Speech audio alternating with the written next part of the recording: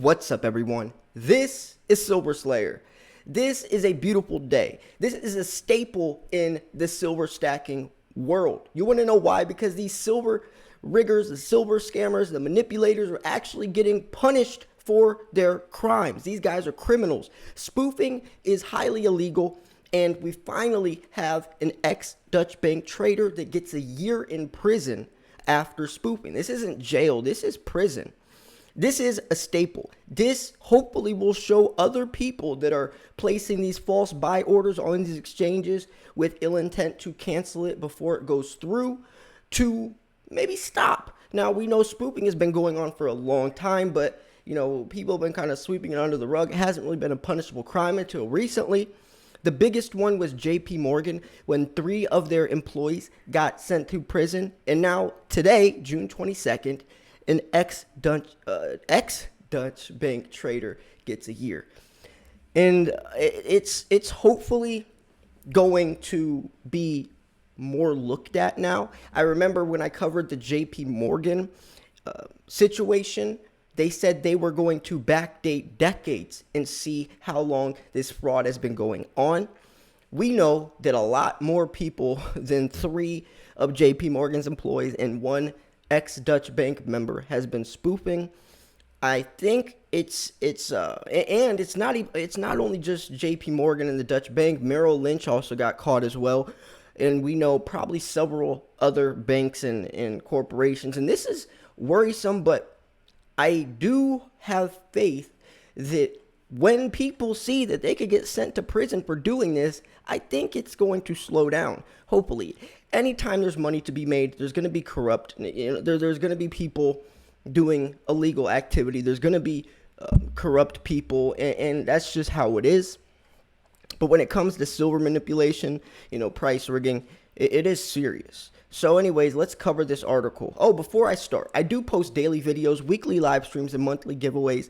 So, if you are someone that loves silver stacking or wants to get, kept up to date on a daily basis, I got y'all. Link to this article will be in the description. So, judge said prison time needed to deter financial misconduct. So, the DOJ called for more than 4 years. Defendant asked for a supervised release. Wow, so they're saying more than 4 years in prison. The Chicago federal judge sentenced a former Dutch bank AG trader to a year and 1 day in prison on Monday on fraud charges for manipulative trading in precious metals futures, saying the scheme undermined confidence in the markets. And it definitely does, right? When you're placing millions of dollars in these buy orders, everyone else on that exchange sees that value and it's like, oh, it's a false flag. And then you cancel it before it goes through. I mean, it's hard to tell who's spoofing and who's not because you're allowed to cancel orders, right? You can place an order and cancel it. So it's hard to tell who placed that order and had the intention to cancel it the entire time.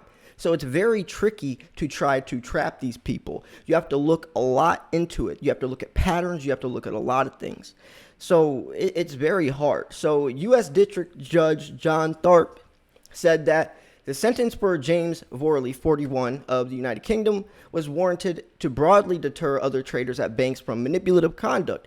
Everyone who works in the financial markets has to be reminded and understand that attempts to manipulate the market by any means will expose them to substantial criminal sanctions. Yes, that is exactly what I wanted this to propose.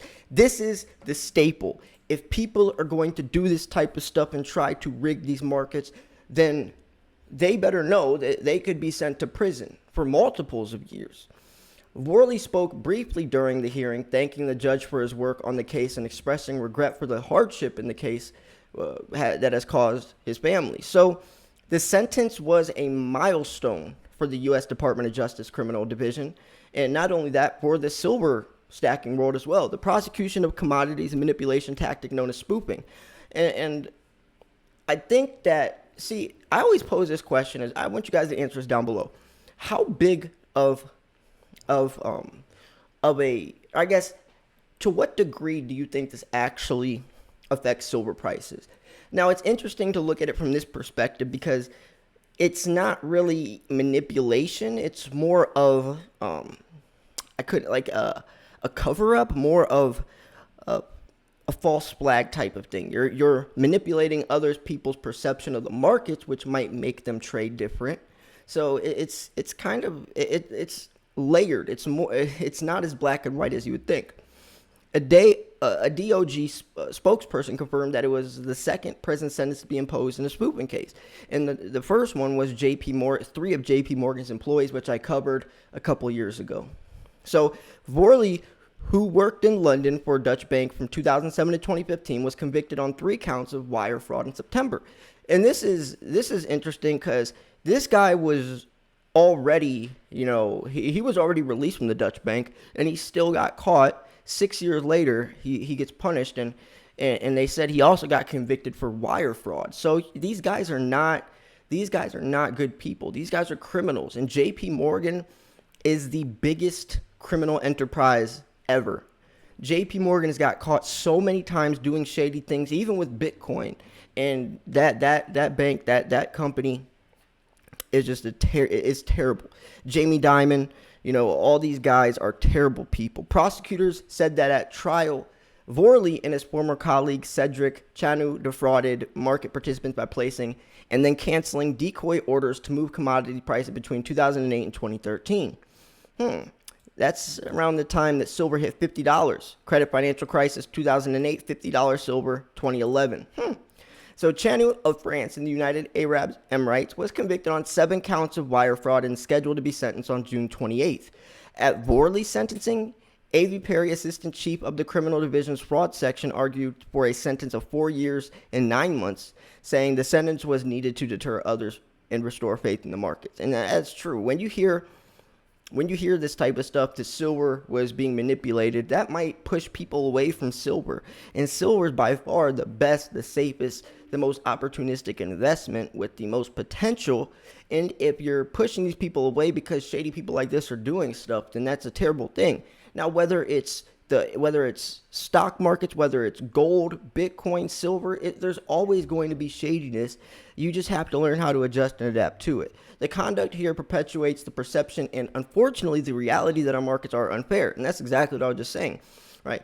Roger Burlingame advocated for Vorley to be sentenced to supervised release, pointing out that his convictions related to trading episodes before the Dodd-Frank Act and anti-spoofing provision came into effect in mid-2011. Vorley was acquitted on 5 other fraud accounts. He also said these trades were made in full view of Dutch bank's compliance staff, and nobody ever bothered to mention them as problematic, right? These guys, his colleagues, they knew what was going on. They knew. They probably enforced it. They were probably on his side, just like with JP Morgan. 3 of their employees got caught with that, but that everyone and their mom in that company is probably doing it as well, or on those people's back pushing it. So Tharp rejected the idea that Vorley strayed unknowingly into criminal conduct, saying that jury found he intended to cheat counterparties by luring them in orders he had no intent to fill. That is fraud. That line isn't blurry or new. It has been there for 100 years, the judge said. Tharp acknowledged that Vorley traded for the bank, not his own profit, and said the bank did a poor job of training and supervising its traders.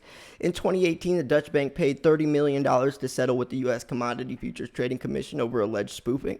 The bank neither admitted nor denied these allegations. And this is when I covered Dutch bank, Merrill Lynch, JP Morgan. That's crazy. I've been making daily videos for a long time because I specifically remember covering this article in 2018. That's insane. So anyways, at the end of a hearing that ran for nearly 3 hours, Tharp said the decision to impose prison on Vorley, who is the primary caretaker for his 2 young children, has been very difficult.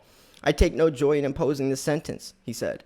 2 former Merrill Lynch, and here we go, this is what I was talking about. Merrill Lynch was also there. 2 former Merrill Lynch traders are scheduled to go to trial in July, and 3 individuals accused of spoofing at JP Morgan will stand on trial for similar charges in October.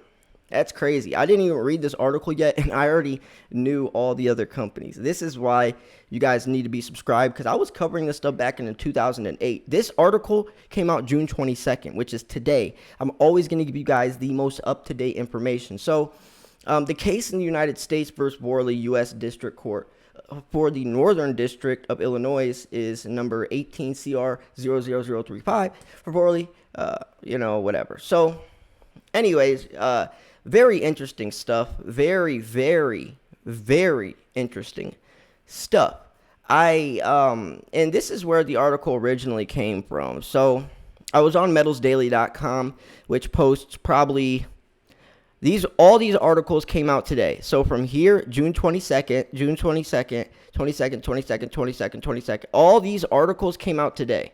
So I skimmed through all these articles, picked the top or the most relevant, the most important information of the day, which I have a couple of other articles I'm going to be covering in separate videos. But you can see that, I'm going to always keep you guys up to date. Now, this is the one that I first found, and it says ex-Dutch bank trader sentenced to prison in spoofing case. So they talk about, this stuff, but you have to be subscribed to this. So I dug around and I found another article that did cover it, and this was a great article that gave a lot of insight. So the point is that this is hopefully going to scare away people. And this has been happening for decades. And I know I don't know how I remember this, but in 2018, when those articles came out, they said that they were going to be backdating JP Morgan for several years, probably like 10, 15 years, to see how long this has been going on and to what extent. So right now they just cracked the case, right? They just broke the ice, but they're going to be doing a lot more digging, and I'm sure a lot of other people will be getting arrested. And I remember they only paid, I think, like a $1 billion fine, JP Morgan, which is nothing to them, which is pretty sad, but hopefully it's not about the money. Hopefully this is a staple to show you can actually get sent to prison, right? You will get caught for doing this. So, I'm curious what you guys think about this. Obviously, there's other ways. JP Morgan also got caught with millions of dollars in misprinted gold bars that were probably going to be sold on the black market or used in some type of illegal way, because there's no reason you should have misprinted gold bars, right? Especially millions of dollars worth from a bank like that, of that stature. It just doesn't make sense.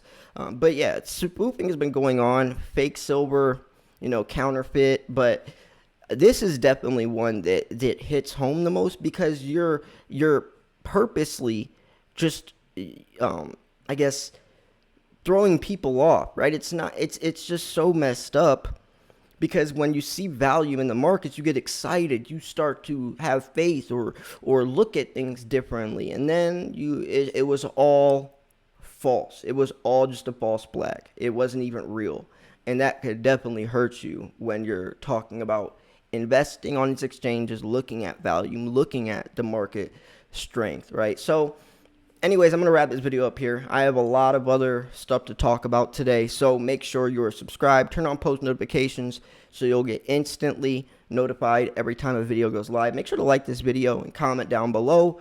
It helps the video out, but you should also be subscribe, because I'm updating you guys on a daily basis. You can't be blindly investing. Too much stuff is going on nowadays, and I'm always going to give you the scoop and keep you in the loop. Anyways, if you thought this video was, holy crap, that was a loud motorcycle. If you thought this video was 1, educational, 2, informational, 3, at least entertaining, make sure to smash the like button. Like I said, the link to this article will be in the description. This was Silver Slayer. Thanks for tuning in. I'll see you guys soon. Peace.